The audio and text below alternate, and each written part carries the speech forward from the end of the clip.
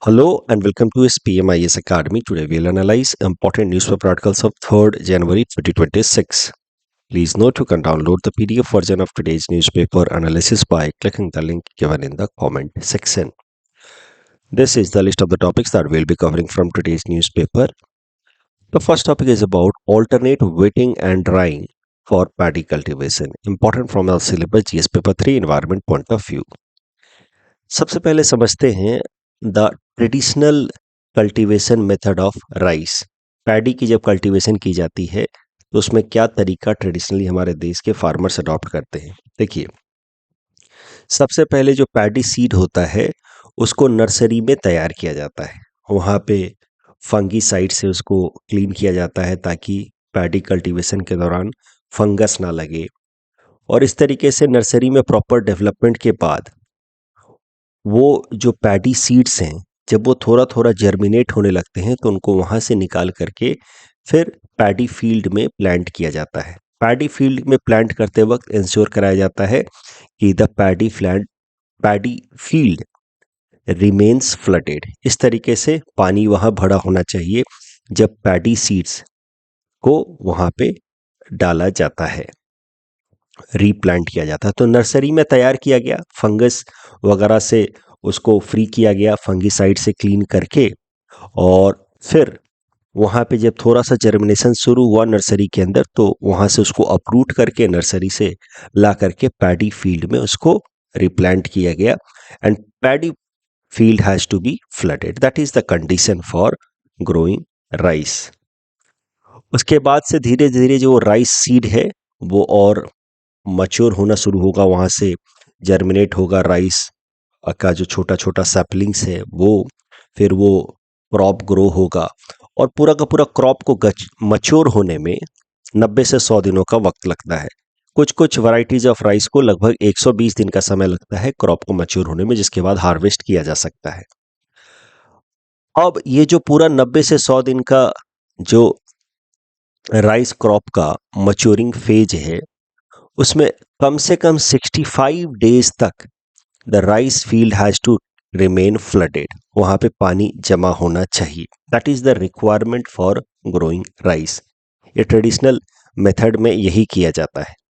पानी जो है कम से कम 4 से 5 सेंटीमीटर डीप होना चाहिए फ्रॉम द सरफेस, उतना तो कम से कम होना ही चाहिए।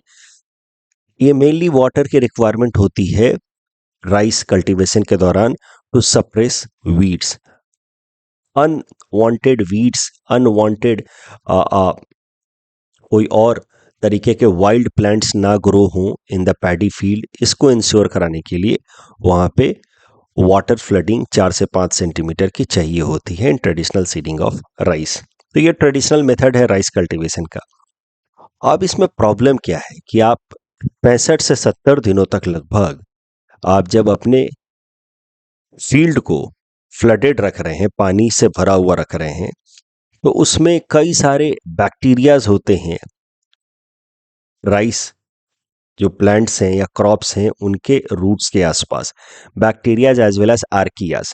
These microbes are known for anaerobic यानी कि oxygen free respiration, and in that process they release methane. That is why these microbes, there are certain bacteria and archaeas found on the roots of rice crops. These microbes, since they do anaerobic respiration, in that process they produce methane. That is why these microbes are known as methanogenic microbes. Methanogenic microbes क्या करते हैं कि ये पानी के अंदर रहते हैं, सॉइल में रूट्स के आसपास रहते हैं, and they keep on decomposing plant organic matter, and in that process they release methane. अब मीथेन की प्रॉब्लम क्या है कि methane is very potent green house gas. Carbon dioxide के मुकाबले मीथेन लगभग 28 गुना ज़्यादा पोटेंट है, पावरफुल है ग्लोबल वार्मिंग के लिए। इसीलिए इसकी ग्लोबल वार्मिंग पोटेंशियल जो है वो 28 टाइम्स है with respect to CO2। So that is the major concern with respect to rice cultivation. कल हमने देखा था, कल या परसों हमने देखा था, 1 जनवरी को देखा था, राइस कल्टीवेशन के कारण क्या हो रहा है, ग्राउंड वाटर लगातार डिप्लीट हो रहा है। आज राइस कल्टीवेशन से रिलेटेड दूसरी समस्या देख रहे हैं हम लोग। ये सारे पॉइंट्स आपको मैं जब प्रीलिम से पहले एक जगह कंपाइल करके दूंगा, मेन से पहले भी एग्रीकल्चर सेगमेंट से रिलेटेड एक जगह कंपाइल करके दूंगा, लेकिन आपको मोटा मोटा ध्यान में रखना है राइस कल्टीवेशन से होने वाली problems, ground water depletion, and now we are seeing methane gas emission. Why it happens? Because of flooding of the rice field या paddy field during its maturation phase. और उस प्रोसेस में खूब सारा methane release होता है because of this methanogenic microbes. Anaerobic condition में जब वो ऑर्गेनिक मैटर्स को डिकम्पोज करते हैं तो मीथेन रिलीज करते हैं. मीथेन की ग्लोबल वार्मिंग पोटेंशियल 28 टाइम्स है आज कंपेयर्ड विथ CO2. तो देखिए ग्लोबल वार्मिंग पोटेंशियल होता क्या है, दो गैसेस, उसमें मेनली एक गैस होगा CO2. CO2 के मुकाबले दूसरी गैस कितनी ज़्यादा ग्लोबल वार्मिंग में कंट्रीब्यूट कर सकती है अगर दोनों गैसेस को 100 सालों के लिए सेम मास ऑफ गैसेस यानी कि 1 किलोग्राम फॉर एग्जांपल गैस को एटमॉस्फेयर में रखा जाए 100 साल के लिए, तो CO2 के कारण कितना ग्लोबल वार्मिंग होगा और जो उसके कंपैरिजन में दूसरी गैस रखी गई है उसके कारण कितनी ग्लोबल वार्मिंग होगी, इसके मदद से ग्लोबल वार्मिंग पोटेंशियल निकाला जाता है. मैं फिर से बता दूं, जब मैं कहता हूं कि global warming potential of methane is 28, इसका मतलब ये है कि same mass of methane, for example 1 kilogram methane and 1 kilogram of CO2 को 100 साल के लिए अगर एटमॉस्फेयर में रखा जाए तो मीथेन 28 गुना ज़्यादा वार्मिंग कर सकता है as compared to CO2. That is the simple meaning of global warming potential 28 of methane with respect to CO2. तो global warming potential is usually defined with respect to CO2 only, and इसमें consider किया जाता है कि दोनों gases का same mass को एक सर्टेन पीरियड के लिए, यूजुअली 100 ईयर्स के लिए जब एटमॉस्फेयर में रखा जाएगा तो एक के कारण हीटिंग कितनी होगी और दूसरे कारण हीटिंग कितनी होगी. तो global warming potential of CO2, carbon dioxide तो ऑफ कोर्स 1 होगा क्योंकि CO2 की heating with respect to CO2 it has to be 1. Methane की ग्लोबल वार्मिंग पोटेंशियल लगभग 25 to 28 है when both gases are kept in the atmosphere, same mass of gases are kept in the atmosphere for 100 years. Nitrous oxide की 300 है, फ्लोरेनेटेड gases की 1000 to 10,000 हो सकती है. अच्छा, मीथेन की अगर बात की जाए over a period of 100 years, अगर 100 साल तक मीथेन और CO2 को एटमॉस्फेयर में रखा जाए सेम मास, तो मीथेन के कारण होने वाला जो हीटिंग है वो 28 टाइम्स होगा आज कंपेयर टू CO2. लेकिन अगर सिर्फ 20 साल के लिए रखा जाए तो शॉर्टर पीरियड में 20 साल के अगर हम कंपेयर करें तो मीथेन का ग्लोबल वार्मिंग पोटेंशियल CO2 के मुकाबले 28 टाइम्स है. तो शॉर्ट टर्म में मीथेन ज़्यादा वार्मिंग करता है आज कंपेयर टू CO2. फिर लॉन्ग रन में धीरे धीरे उसकी एब्जॉर्प्शन कैपेसिटी थोड़ी सी कम होने लगती है. तो 20 साल के फेज में ग्लोबल वार्मिंग पोटेंशियल इज 84, 100 साल के फेज में global warming potential of methane आज कंपेयर टू CO2 इज 28. तो पॉइंट ये है, सरल सी बात ये है कि methane is a potent powerful green house gas और वो खूब सारा इमिशन उसका होता है बिकॉज ऑफ पैडी कल्टीवेशन, क्योंकि उसमें कई सारे मिथोजेनिक माइक्रोब्स इंगेज्ड होते हैं. अच्छा, थोड़ा सा ब्रीफली ये भी समझ लेते हैं कि जब मीथेन या बाकी गैसेस इतने सारा पावरफुल हैं आज compare to carbon dioxide in global warming, तो फिर हम लोग ज़्यादा कार्बन डाइऑक्साइड की बात क्यों करते हैं? Why are we so much concerned about carbon dioxide? तो उसके पीछे कारण देखिए ये है कि ग्लोबल वार्मिंग पोटेंशियल एक बात होती है, बट उसके अलावा आपको ये भी देखना है कि गैसेस का ओवरऑल इमिशन कितना हो रहा है. आपका पोटेंशियल, जैसे मीथेन का पोटेंशियल कार्बन डाइऑक्साइड के मुकाबले 28 गुना ज़्यादा है, लेकिन मीथेन का ओवरऑल इमिशन CO2 के मुकाबले कम होता है. सो global warming overall because of any gas depends on 3 factors. पहला है ग्लोबल वार्मिंग पोटेंशियल, यानी कि पर kilogram for a particular period of time को अगर रखा जाए तो वो कितना हीटिंग कर सकता है. उसमें कार्बन डाइऑक्साइड के मुकाबले बाकी गैसेस का ग्लोबल वार्मिंग पोटेंशियल ज़्यादा है. बट ग्लोबल वार्मिंग पोटेंशियल तो पर किलोग्राम की बात हो गई, लेकिन साथ साथ ये भी तो देखना है कि कितना मास है। तो कार्बन डाइऑक्साइड का मास ज्यादा होता है। जैसे 1 किलोग्राम जितना हीटिंग कर सकता है, 10 किलोग्राम उसके मुकाबले 10 गुना ज्यादा हीटिंग करेगा। अब अगर हम 1 किलोग्राम CO2, 1 किलोग्राम मिथेन और 28 किलोग्राम CO2 को रखते हैं तो दोनों का पोटेंशियल, दोनों का हीटिंग बराबर होगा, ठीक है, क्योंकि CO2 का पोटेंशियल जो है, मिथेन का पोटेंशियल जो है CO2 के मुकाबले 28 गुना ज्यादा है। अब जो ग्लोबल वार्मिंग है वो मासेस पे भी तो डिपेंड करेगा। Overall potential is one thing, but overall warming will be depending on potential plus mass emission. एक तरफ हम 1 किलोग्राम मिथेन रखें और दूसरे तरफ हम लोग 100 किलोग्राम CO2 रख दें, तो CO2 के कारण ग्लोबल वार्मिंग ज्यादा होगी। तो global warming overall depends on warming potential of course, plus also masses and time period. एक बार जब कोई गैस रिलीज होती है एटमॉस्फेयर में तो कितने टाइम तक वो एटमॉस्फेयर में बनी रहती है, वो उस गैस का कहा जाता है रेजिडेंस टाइम। CO2 का वार्मिंग पोटेंशियल भले कम है आज कंपेयर टू मिथेन या नाइट्रोस ऑक्साइड या फिर फ्लोरिनेटेड गैसेस, बट CO2 का मास इमिशन ज्यादा होता है। ह्यूमन एक्टिविटीज जिनसे CO2 रिलीज होता है वो काफी ज्यादा है as compare to release of methane या any other gases. Plus CO2 can stay in atmosphere for a very longer period of time. इसका कहा जाता है residence time. CO2 stays in the atmosphere for 100 to thousands of years, while methane in general, अगर थोड़ा सा भी methane gas अभी release किया गया तो एटमॉस्फेयर में सिर्फ 12 साल के लिए ही रहेगा। और इस कारण से ओवरऑल CO2 का impact in global warming is very very high. तो यहां पे आप देख सकते हैं physical drivers of climate change, all the gases में कार्बन डाइऑक्साइड का इंपैक्ट ऑन क्लाइमेट चेंज सबसे ज्यादा है। दूसरे नंबर पे मीथेन, तीसरे नंबर पे नाइट्रस ऑक्साइड। वो बात अलग है कि मीथेन या नाइट्रस ऑक्साइड का global warming potential carbon dioxide के मुकाबले ज्यादा है, बट कार्बन डाइऑक्साइड गैस जब रिलीज होती है तो एटमॉस्फेयर में लंबे टाइम पीरियड के लिए रहती है, प्लस ओवरऑल मास इमिशन कार्बन डाइऑक्साइड का ज्यादा होता है। दैट इज वाई अगर क्यूमुलेटिव इंपैक्ट देखा जाए ग्लोबल वार्मिंग की तरफ तो कार्बन डाइऑक्साइड का ज्यादा है as compare to other gases.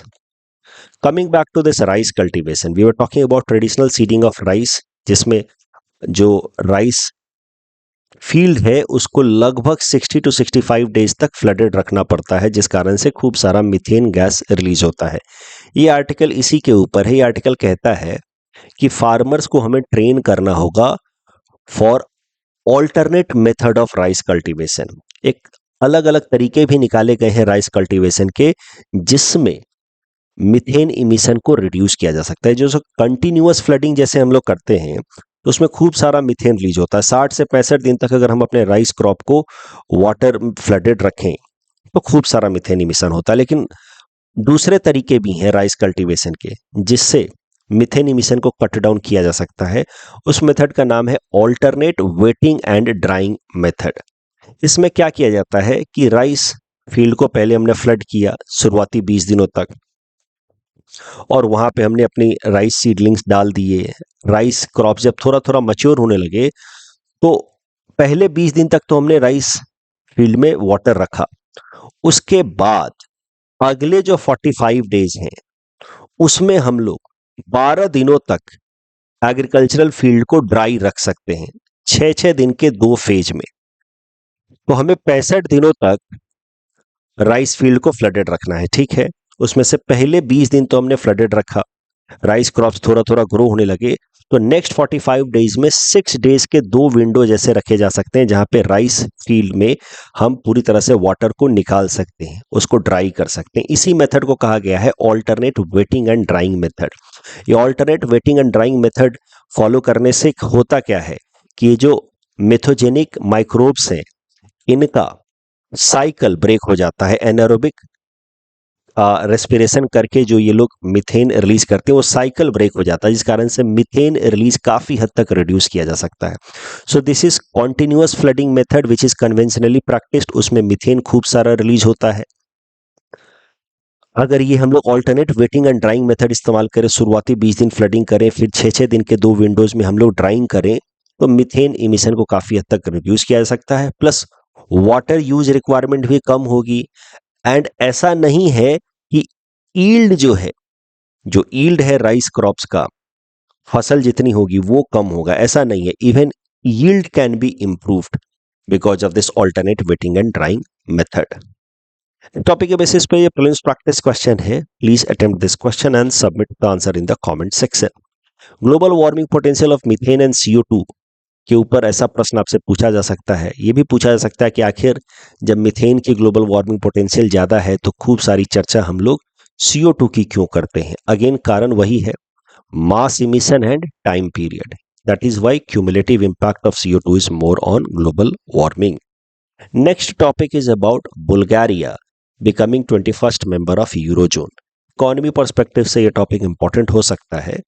देखिए, सबसे पहले समझते हैं यूरोजोन के बारे में। यूरोजोन या officially known as euro area, ये वो देशों को मिलकर के बना हुआ ग्रुप है जिन्होंने कॉमन करेंसी यूरो को अडॉप्ट किया हुआ है एज देयर ऑफिशियल करेंसी। तो यूरो जोन के अंदर अब टोटल 21 देश हैं and these 21 countries together have adopted euros as their common currency, and these 21 countries together forming eurozone is an example of monetary union. देखिए, यूरोपियन यूनियन, यूरोप के 27 देशों ने मिल करके ये एक पॉलिटिकल ग्रुपिंग बनाई है जहां मिल करके वो कुछ मुद्दों पे ज्वाइंट तरीके से कानून बनाते हैं। So they have one common parliament known as European parliament. अपने देश के पार्लियामेंट तो है ही, प्लस एक उनके पास और नेक्स्ट लेवल का पार्लियामेंट, इसको कहते हैं वो लोग यूरोपियन पार्लियामेंट। तो यूरोपियन यूनियन 27 देशों की ग्रुपिंग है, इसमें कुछ मुद्दों पे वो कॉमन तरीके से कानून बनाते हैं।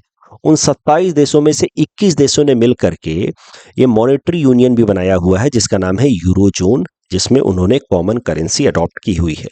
तो यहाँ पे इस मैप की मदद से आप देख सकते हैं 27 देश जो यूरोपियन यूनियन का हिस्सा है।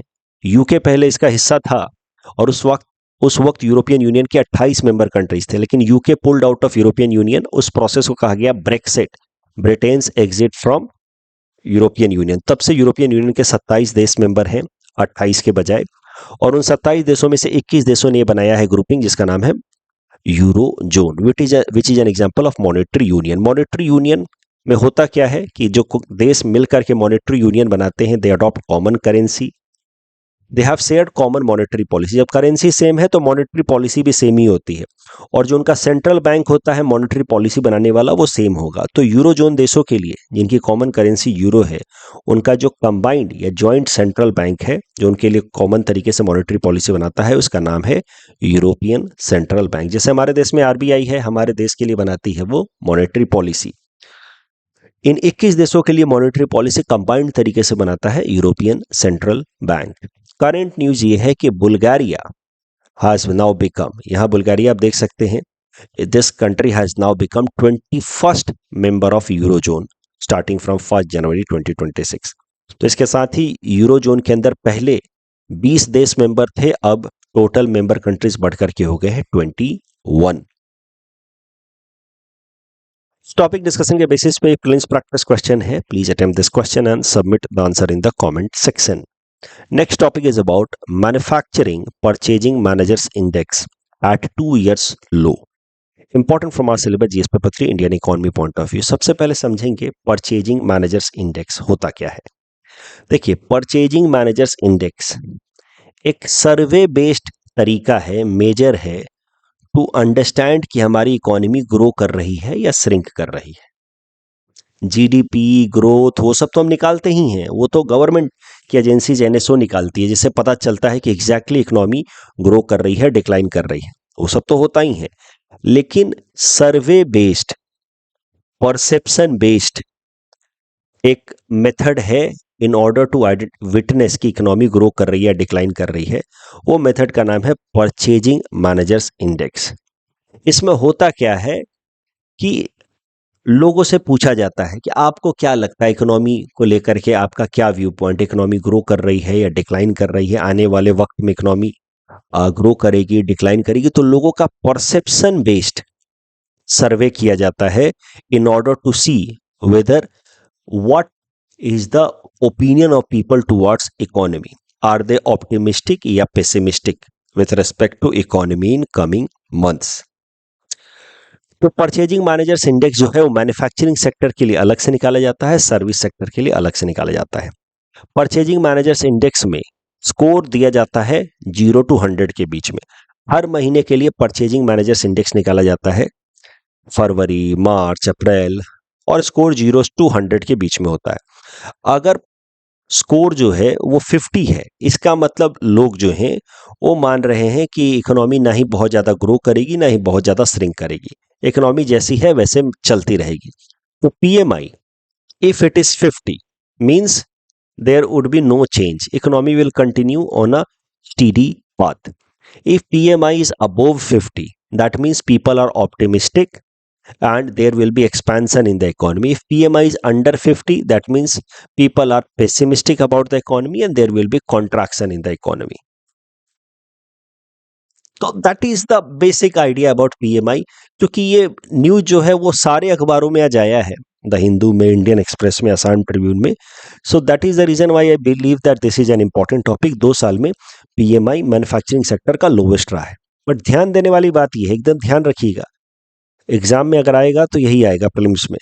पीएमआई कोई गवर्नमेंट एजेंसी, भारत सरकार ये सब पब्लिश नहीं करती है। पीएमआई, परचेजिंग मैनेजर्स इंडेक्स, एक तो होता है परसेप्शन बेस्ड, सर्वे बेस्ड, ठीक है। लोग इंडस्ट्री, अलग अलग फील्ड में काम कर रहे जो एक्सपर्ट्स हैं, उनका परसेप्शन बेस्ड सर्वे करके पीएमआई निकलता है। And it is done by S&P, standard and poor, वो जो इंटरनेशनल लेवल की रेटिंग एजेंसी है वही।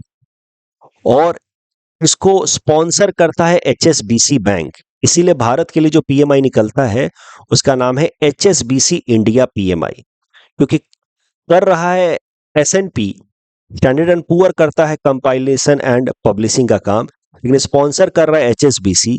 दैट इज वाई भारत के अंदर जो पीएमआई निकलता है वो है एचएसबीसी इंडिया पीएमआई। तो ध्यान रखें, ये कोई भारत सरकार की एजेंसी पीएमआई नहीं पब्लिश करती है, ये ग्लोबल लेवल की रेटिंग एजेंसी एस&पी, और उसको स्पॉन्सर कर रहा है एचएसबीसी बैंक, वो मिलकर के भारत की पीएमआई पब्लिश करती हैं। पीएमआई का मतलब भी आप समझ गए, अगर 50 से ज्यादा है मतलब people are optimistic, bullish about the economy. 50 से कम है तो मतलब पीपल आर पेसिमिस्टिक, जो एक्सपर्ट्स उस फील्ड के, दे आर पेसिमिस्टिक। और न्यूज यही है कि भारत की इकोनॉमी में जो मैन्युफैक्चरिंग सेक्टर है उसका पीएमआई पिछले 2 साल में लोवेस्ट लेवल पहुंच गया फॉर दिसंबर 2025। अभी भी 50 से ज्यादा ही था। दिसंबर 2025 में PMI for manufacturing sector was 55। इसके पहले दिसंबर 2023 में इससे कम पीएमआई रजिस्टर हुआ था, दैट वाज 54.9। तो अभी भी 50 से ज्यादा ही है। ये देख सकते हैं पिछले दिसंबर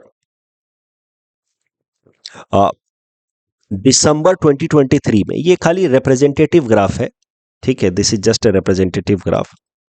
दिसंबर 2023 में PMI for manufacturing sector was 54.9, और उसके बाद अभी दिसंबर 2025 में पीएमआई 55 रजिस्टर किया गया है, which is lowest in last 2 years। This news is not important, important is concept of PMI, what it is and who calculates it. इस टॉपिक के बेसिस पे प्रीलिम्स प्रैक्टिस क्वेश्चन है, please attempt this question and submit the answer in the comment section. Next topic is about प्रलय missile, important from our syllabus GS paper 3 science and technology point of view, especially with respect to defense sector। Pralay missile indigenously developed short range surface to surface missile है। हमारे देश की agency DRDO ने इसको develop किया है, surface to surface missile है। Solid propellant मतलब सॉलिड फ्यूल का इस्तेमाल करता है Pralay missile. It is quasi ballistic. Quasi ballistic मतलब it appears like a ballistic missile but it is not a fully ballistic missile. देखिए, बैलिस्टिक मिसाइल्स होते क्या है? बैलिस्टिक मिसाइल्स वो होते हैं जिनको इनिशियल थ्रस्ट दे दिया जाता है फ्यूल को बर्न करके, और उसके बाद they completely move as per the pull of gravity. उनको इनिशियल थ्रस्ट दे दिया गया एट ए पर्टिकुलर ट्रैजेक्टरी, उसके बाद वो ग्रेविटी के इन्फ्लुएंस में वो पूरी तरह से मूव करते हैं and then they go and hit a target, pre decided target. एक बार जब उनको लॉन्च कर दिया गया तो उसके बाद उनका इंजन ऑफ हो जाता है, उसके बाद उनको मिड एयर में उनके डायरेक्शन को चेंज नहीं किया जा सकता।